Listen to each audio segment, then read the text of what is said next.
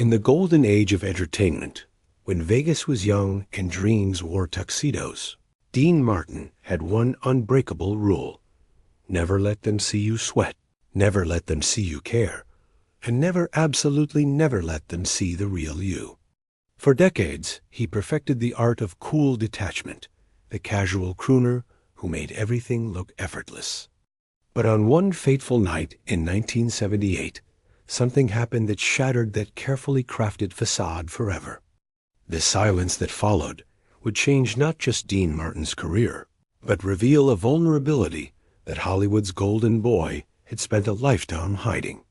This is the story of the night Dean Martin broke his own rule and how three simple elements, silence, a look, and a new path, would redefine what it meant to be human on the biggest stage in America. Dean Martin didn't just stumble into stardom, he engineered it with the precision of a Swiss watchmaker and the coolness of a winter morning in Ohio. Born Dino Paul Carcetti in 1917, he understood from his earliest days in Steubenville that survival meant never showing weakness, never revealing pain, and never letting anyone get too close to the truth. By the time he reached the pinnacle of American entertainment, Dean had crystallized his philosophy into what insiders called the code. Rule number 1: maintain the illusion of effortlessness, even when your world is crumbling. Rule number 2: alcohol is a prop, not a crutch. Let them think you're drunk when you're stone cold sober. Rule number 3: never break character, because the character is what people pay to see. These weren't just performance guidelines. They were Dean's armor against a world that had already broken too many dreamers. He'd watched his father work himself to exhaustion in the steel mills, seen friends disappear into the brutal machinery of poverty and disappointment.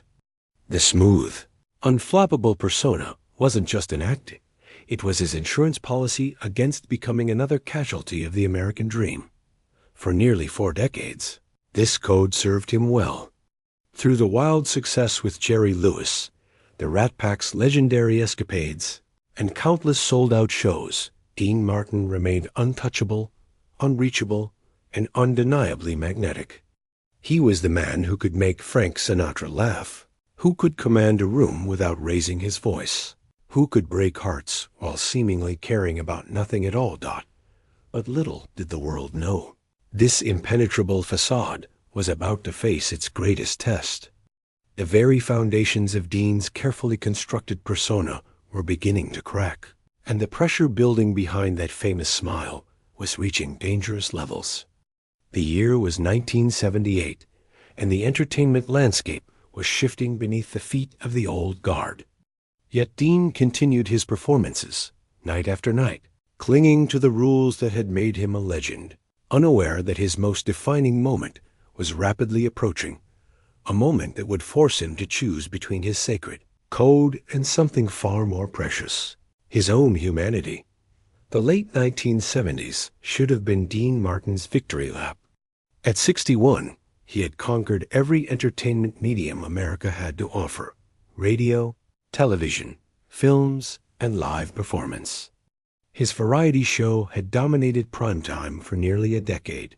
His albums continued to top charts, and his live performances remained the hottest tickets in Las Vegas. Yet behind the scenes, the weight of maintaining perfection was becoming unbearable. Those closest to Dean began noticing subtle changes in the man who had seemingly never changed at all. The famous martini glass that had been his signature prop now stayed fuller longer during performances. The effortless banter that had made him legendary required more concentration, more energy to maintain. Most telling of all, the silence between songs, once filled with Dean's magnetic presence, began to feel different, heavier, as if he was wrestling with something the audience couldn't see. His daughter, Diana, later revealed that her father had begun experiencing what she carefully termed moments of reflection during this period. These weren't the casual, philosophical musings of a successful entertainer winding down his career. These were deeper, more troubling episodes with a man who had spent decades avoiding serious emotional examination, suddenly found himself face to face with questions he'd been running from his entire adult life. The entertainment industry of 1978 was becoming increasingly youth-oriented, and Dean could feel the ground shifting beneath his feet. Disco was dominating the charts, movies were getting grittier and more experimental, and television was embracing a realism that made his smooth, polished variety show feel like an artifact from another era.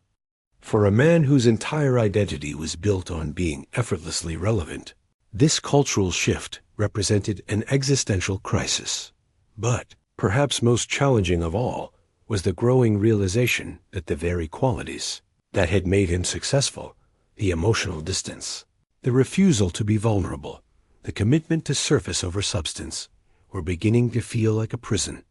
At 61, Dean Martin was discovering that there might be a price to pay for never letting anyone, including himself, see who he really was underneath the tuxedo and the smile. The stage was being set for a confrontation between the man and the myth, and neither would emerge unchanged. The first sign that something fundamental was shifting in Dean Martin's world came not from the man himself, but from the people who surrounded him. Band members who had worked with him for years began noticing that his legendary timing, the supernatural ability to deliver a punchline or hit a note at precisely the perfect moment, was becoming slightly, almost imperceptibly, off. It wasn't that Dean was failing as a performer. Far from it. To the casual observer, he remained as smooth and professional as ever. But those who knew him best could sense something different in his energy. The man who had once seemed to float through performances now appeared to be working, ever so slightly, to maintain the illusion of effortlessness. His longtime pianist, Ken Lane, later confessed that during rehearsals, Dean had begun asking questions that had never crossed his lips before. "What do you think they really want from me?" he asked one afternoon, staring out at the empty seats of the Copa room at the Sands Hotel. It was a question that revealed a crack in the foundation of a man who had never seemed to doubt his appeal or his purpose. Pressure was coming from multiple directions. His marriage to Jean Martin, his third wife and the mother of 3 of his children, was showing signs of strain. While they maintained a public facade of happiness, those close to the couple knew that Dean's emotional unavailability, the very quality that made him so magnetically mysterious on stage, was creating an impossible distance at home. Professionally, Dean was facing challenges that his carefully constructed persona wasn't equipped to handle. Younger performers were bringing a raw authenticity to their work that made his polished cool seem almost quaint by comparison. The counterculture movement had emphasized emotional honesty and vulnerability, qualities that were antithetical to everything Dean Martin represented. Most troubling of all was the growing sense that the audience itself was changing. The sophisticates who had once appreciated his subtle artistry were aging out, while younger crowds seemed to want performers who wore their hearts on their sleeves. Dean found himself in the impossible position of being asked to change the very thing that had made him successful, yet knowing that any attempt at reinvention might destroy the mystique. That was his greatest asset. The mathematical precision with which Dean had built his career was beginning to work against him, and for the first time in his professional life, he was facing a problem that couldn't be solved with a shrug, a smile, and another perfectly timed joke. That the Copa room at the Sands Hotel was electric that October night in 1978, buzzing with the kind of anticipatory energy that only accompanied a Dean Martin performance. The intimate venue, which had witnessed countless legendary moments in entertainment history, was packed with the usual mix of Vegas regulars, Hollywood elite, and tourists who had managed to secure tickets to what was still considered the hottest show in town. The burgundy velvet curtains, the intimate round tables, the soft amber lighting, everything was exactly as it had been for hundreds of Dean's previous performances. The stage setup was familiar. A single microphone stand, a small table for his martini glass, and the gentle glow of the stage lights that had become as much a part of Dean Martin's identity as his voice itself. Out in the audience sat the usual suspects: entertainment industry power brokers nursing expensive whiskey, wealthy tourists hoping to catch a glimpse of old Hollywood glamour, and longtime fans who had been following Dean's career since his early days with Jerry Lewis. They had come expecting the same polished performance they'd seen before: the perfectly timed jokes, the effortless song deliveries, and that magnetic presence that made every person in the room feel as if Dean was performing specifically for them. Backstage, Dean went through his usual pre-show ritual with the mechanical precision of a man who had done this thousands of times before. The perfectly pressed tuxedo, the hair combed to casual perfection, the brief vocal warm-ups that never seemed to be about warming up his voice so much as warming up his persona. His dressing room mirror reflected back the same image that had captivated America for decades: the face of a man who seemed incapable of worry, stress, or self-doubt. But tonight, something was different. Those who knew Dean best later said they sensed it immediately: a subtle shift in his energy, a moment of hesitation before he stepped onto the stage that was so brief it might have been imagined. His usual pre-show banter with the band was shorter than normal. His signature martini remained untouched on the dressing room tabletop as the house lights dimmed and the familiar introduction began to play. Dean Martin prepared to step into the spotlight for what would become the most important performance of his career. Neither he nor the audience had any idea that the carefully constructed world they were about to enter together was about to be fundamentally, irrevocably changed. When Dean Martin walked onto the Copa Room stage that night, he was, as always, the very picture of casual sophistication. The spotlight caught him mid-stride, and that famous smile, part mischief, part warmth, all magnetism, spread across his face as naturally as sunrise. The audience responded with the kind of appreciative applause that comes not just from admiration, but from genuine affection. The opening number was flawless, as it always was. Dean's voice, that warm baritone that had seduced America for decades, wrapped around the familiar melody like velvet around steel. He moved with the easy grace of a man who owned every inch of the stage, every note of the song, every heartbeat of the audience's attention. This was Dean Martin in his element, doing what he did better than anyone else in the world. The jokes came right on schedule, delivered with that trademark timing that made everything seem spontaneous, even though it was choreographed to perfection. A quip about his famous drinking, a gentle tease directed at someone in the front row, a perfectly timed pause that let the laughter build and crest before he moved seamlessly into the next song. The formula was time-tested and bulletproof. The audience was eating it up, just as they always did. You could feel the collective relaxation in the room as people settled into the familiar comfort of a Dean Martin show. This was what they had come for: the escapism, the sophistication, the feeling of being transported back to a time when entertainment was elegant and stars knew how to be stars. Song after song, joke after joke, Dean delivered exactly what was expected of him. The martini glass made its appearance at precisely the right moment, catching the stage lights and becoming part of the visual poetry of the performance.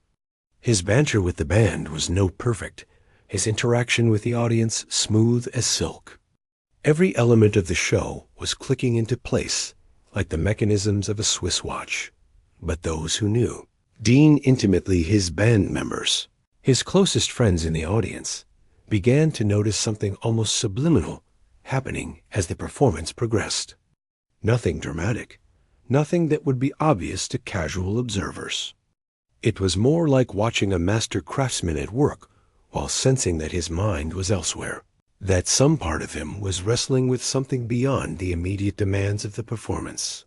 The show was going perfectly, which somehow made what was about to happen even more shocking. It happened during what should have been a routine transition between songs. Dean had just finished his signature rendition of Ain't That a Kick in the Head, and the audience was still applauding, still caught up in the familiar magic of his performance. The band was preparing for the next number, fingers poised over instruments, waiting for Dean's subtle nod that would launch them into the next phase of the show. But the nod never came. Instead, Dean Martin did something he had never done in nearly 4 decades of professional performing. He stopped. Not the calculated pause of a seasoned entertainer timing his next move, not the dramatic silence before a big finish. He simply stopped, as if someone had suddenly unplugged the elaborate machinery of his persona. The silence stretched for 5 seconds, then 10, then 15. The audience, initially thinking this was part of the show, began to shift uncomfortably in their seats. The band members exchanged glances, uncertain whether to continue or wait. The stage lights continued to bathe Dean in their warm glow, but for the first time in his career, he seemed smaller under them, more human, more fragile. Dean's eyes swept across the audience, but not in his usual commanding way. This was different. This was the look of a man seeing something for the first time, or perhaps seeing something clearly after years of deliberate blindness. His famous smile had vanished, replaced by an expression that nobody in that room had ever seen on Dean Martin's face before. Complete, unguarded vulnerability. The silence deepened. 20 seconds. 30. The discomfort in the room was palpable now. This wasn't entertainment anymore. This was something else entirely.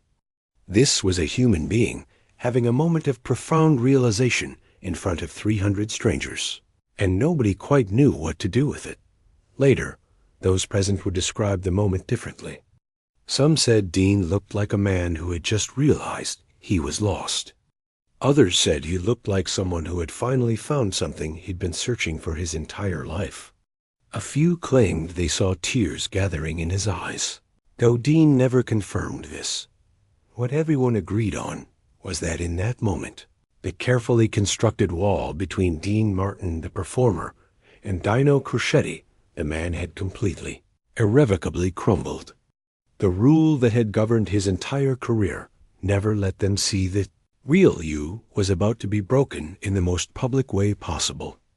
This look that crossed Dean Martin's face during those endless seconds of silence would be burned into the memory of everyone present that night. It wasn't the practiced expression of an entertainer managing a difficult moment. It wasn't the confident gaze of a man in complete control of his environment. It was something far more precious and far more dangerous. It was authentic.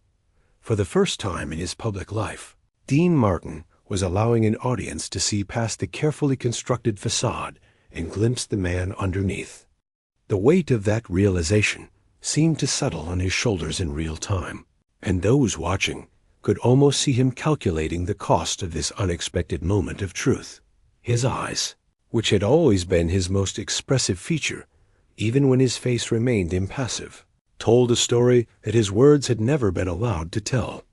They spoke of decades of careful emotional management, of a lifetime spent maintaining distance from his own feelings in service of his image. They revealed the exhaustion that comes from perfecting an act so thoroughly that it becomes indistinguishable from reality. But perhaps most surprisingly, there was relief in that look. The relief of a man who had been holding his breath for 40 years and was finally allowing himself to exhale. The relief of someone who had been carrying a burden so long he'd forgotten how heavy it was, until he set it down. The audience, meanwhile, was experiencing its own revelation. These were people who had come to see Dean Martin the icon, the symbol, the perfectly polished entertainer. Instead, they were witnessing something far more rare and far more valuable. They were seeing the human being strip away his armor in real time. Some were uncomfortable with this unexpected intimacy. They had paid for escapism, not reality. They wanted the smooth crooner who made everything look easy, not this vulnerable man who was clearly struggling with something profound. A few actually shifted in their seats, as if trying to physically distance themselves from the emotional intensity suddenly radiating from the stage. but others leaned forward, recognizing that they were witnessing something extraordinary. They understood, perhaps instinctively, that moments of genuine human connection were infinitely more rare and more valuable than even the most polished entertainment. They were seeing behind the curtain, and instead of being disappointed by the man behind the magic, they were moved by his humanity. The silence continued, and with each passing second, the transformation became more complete and more irreversible. What happened next would violate everything Dean Martin had spent his career perfecting.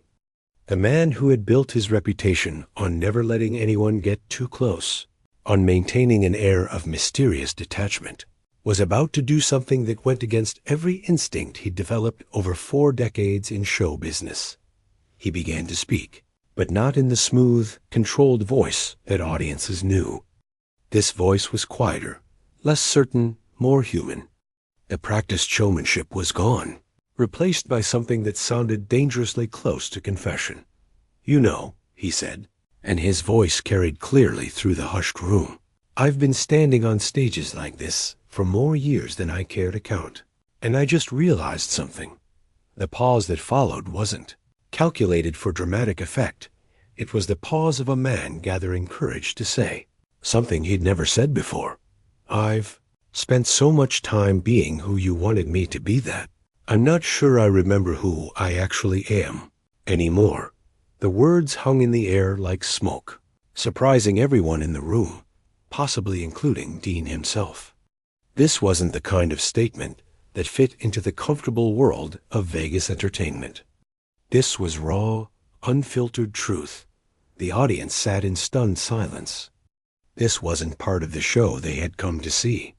This was something else entirely, an unplanned moment of human honesty that was both more and less than entertainment. Some felt privileged to witness it.